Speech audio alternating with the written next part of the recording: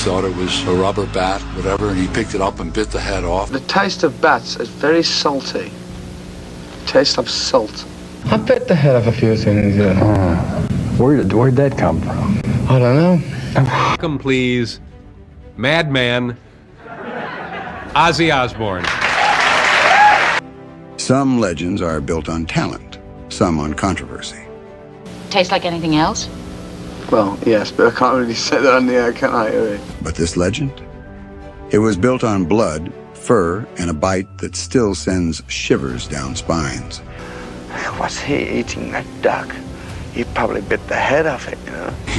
It was a moment so bizarre, so outlandish, that it sounds like an urban myth. Let's tell him what you did. Bit the head off a bat. There, I said it. Except it actually happened. Imagine this. You're at a concert. The lights are flashing, the crowd is roaring. And then the frontman, the Prince of Darkness himself, bends down, picks up what looks like a toy bat, and bites its head clean off. You don't look like a madman. Look, I can assure you I am. You are a madman. I'm gotta be mad. You think it's part of the act, until you see the blood, until you hear the crunch, until you realize that bat wasn't fake. About the live bat at the Ozzy concert, and I assure you, we didn't harm any animals. It was definitely dead when we brought it. This is not just one of rock's most shocking moments. It's a defining scene in the chaotic saga of Ozzy Osbourne. And I tossed it up on stage and it landed in front of him. A scene that made headlines, horrified parents, and practically rewrote the rules of shock rock. And Ozzy came over, picked it up, and then the rest is history. But the real story? It's even weirder than the headlines. Was it planned? Was it real? And what happened after the lights went down? Can I show you the rabies shots that I went through afterwards? Can't. No. Because this wasn't just a night that made fans scream. It was a moment that nearly sent Ozzy to the emergency room for good. So how did we get from a sold-out show in Iowa to one of the most iconic and disturbing moments in music history? Somebody threw a bat on stage, and I thought it was one of these toy bats. So I picked it up, bite the thing's head off, and... Let's rewind the clock to 1982, when heavy metal was louder than ever, and Ozzy Osbourne was about to do something no one would ever forget. It was January 20th, 1982. The Diary of a Madman tour had reached Des Moines, Iowa. The Veterans Memorial Auditorium was packed with metalheads, die-hard fans who came to witness Ozzy Osbourne unleash chaos on stage, but no one, not even Ozzy, knew how chaotic that night would become. As the band roared through their setlist, a strange object flew through the air and landed near Ozzy's feet.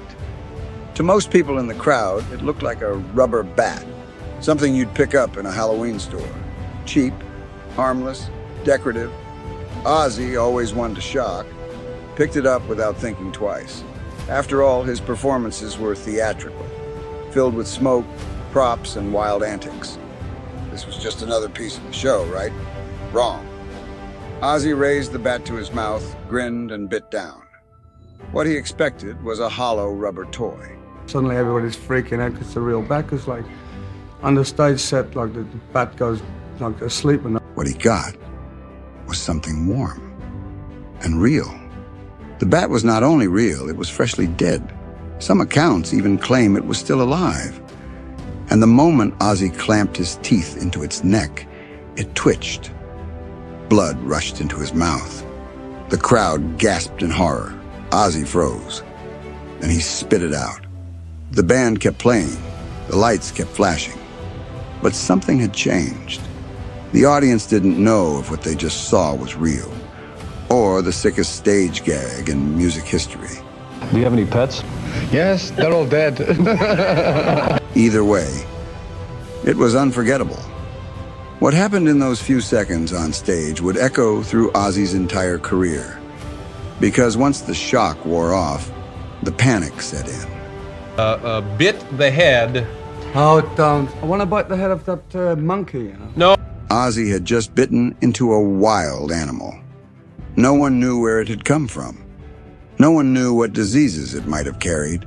And most importantly, no one knew if he was okay. People expect you to like bite the heads off things every day they see you. Backstage, things moved fast. His team was in crisis mode.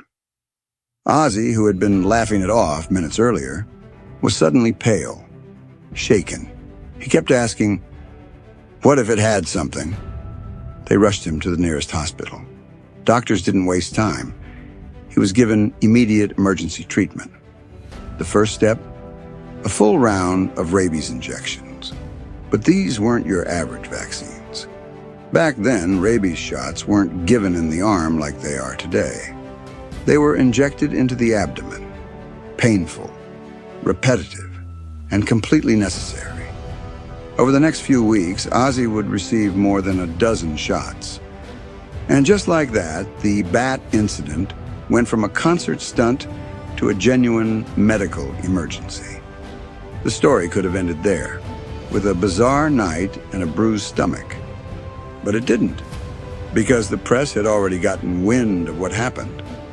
And the headlines were about to explode. In the days that followed, everyone asked the same question.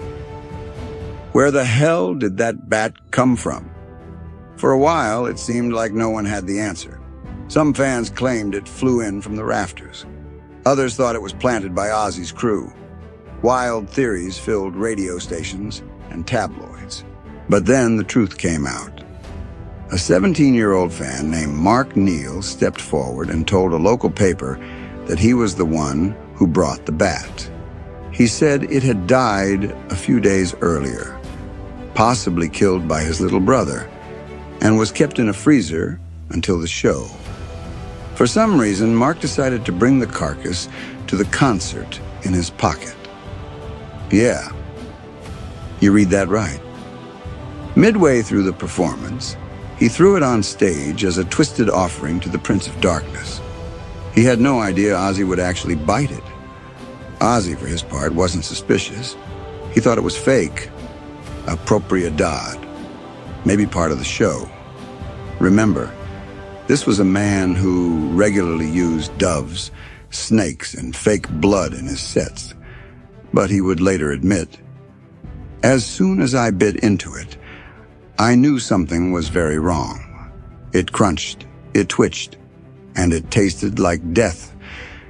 The revelation only made the story more infamous.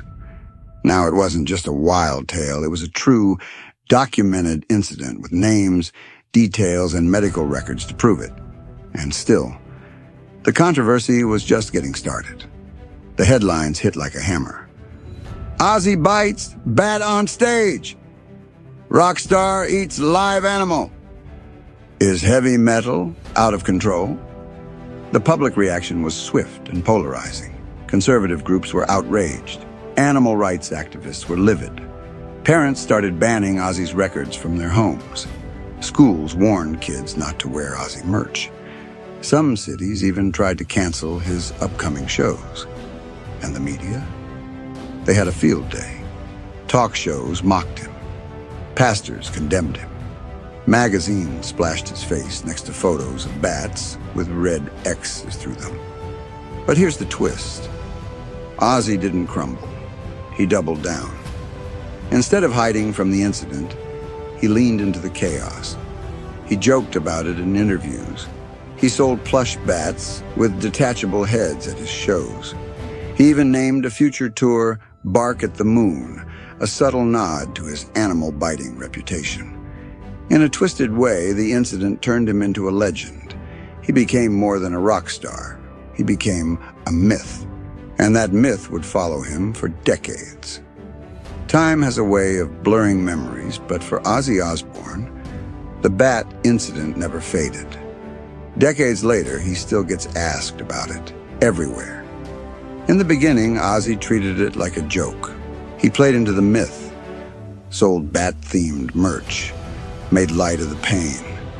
But with time and sobriety, his tune changed. The laughter faded, and reflection kicked in.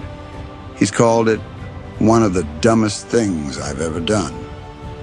And that's coming from a man who's done a lot. The shame wasn't just from biting the bat.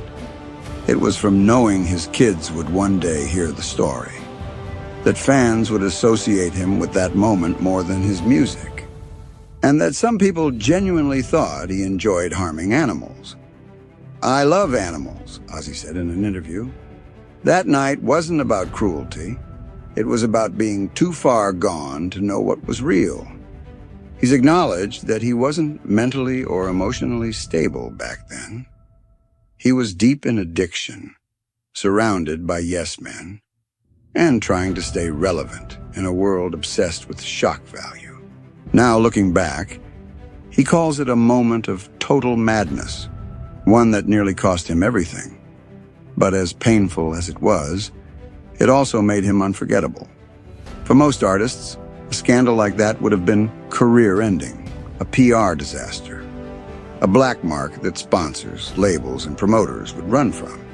But Ozzy Osbourne, he turned it into a brand. In the months after the bat incident, something strange happened. Rather than distancing himself from the chaos, Ozzy embraced it. He knew he couldn't outrun the story, so he owned it, spun it, transformed it into part of his image. At shows, fans started throwing more bats on stage. Most were rubber. Some, questionably not. Ozzy, now hyper-aware, never made that mistake again. But he didn't discourage the theatrics. If anything, he amped them up. More blood, more smoke, more madness. He became a character, a living myth of heavy metal gone off the rails. Then came the merch. Ozzy's team started selling plush bats at concerts. Cute, cuddly, and with Velcro heads that could be ripped off. Kids bought them. Adults collected them. They flew off the shelves. It was marketing genius, and darkly ironic. Media outlets couldn't stop talking about it. TV interviews inevitably circled back to the bite. It became a litmus test for how wild a rock star really was. And none could top Ozzy. Pop culture picked up the baton. Cartoons referenced it. Comedians made jokes about it. Even The Simpsons parodied the moment. It wasn't just a music story anymore. It was folklore. And Ozzy, ever the showman, kept playing the part. He leaned into the madness, knowing it kept him relevant in an industry that chewed up legends and spit them out daily. He knew the rules. If you can't kill the myth, become it. But there's a darker layer to this. Because while Ozzy publicly embraced the image, privately, it weighed on him. The shock value had become a straitjacket. Every move was scrutinized. Every performance expected to out-crazy the last. The line between Ozzy the man and Ozzy the myth began to blur. Yet even through that, he recognized the strange gift the moment gave him. It made him unforgettable, immortal in the twisted halls of rock history. There are rock stars. And then there's Ozzy, the man who bit a bat's head off on stage and turned it into a career move. In the long, chaotic story of Ozzy Osbourne's life, one moment towers above the rest. Not the platinum records, not the Grammy wins, not the sold-out stadiums, but the night a man, blinded by stage lights and madness, bit into what he thought was a prop. Felt it twitch. It's more than just a headline, more than just a punchline. It's a symbol, a warning, a raw, unfiltered glimpse into a moment when rock music stopped pretending and fully lost control. And that's why we still talk about it today. The bat-biting incident didn't just shock the world. It defined an era. It marked a time when rock stars weren't polished, sanitized, or scripted. They were dangerous, unpredictable, flawed. And Ozzy, he was their king. It's easy to dismiss the whole thing as a gimmick, a gross-out stunt gone wrong. But for fans, it became a rite of passage, a memory seared into music history like a scar you don't forget. Because it wasn't just about what Ozzy did. It was about what it meant. It meant there were no rules. It meant music could be wild, reckless, and real. It meant that sometimes the most unforgettable moments aren't choreographed. They're born from chaos. And here's the craziest part. The bat wasn't even the end of it. Because just weeks later, Ozzy pulled another stunt. This time in a boardroom in front of stunned executives.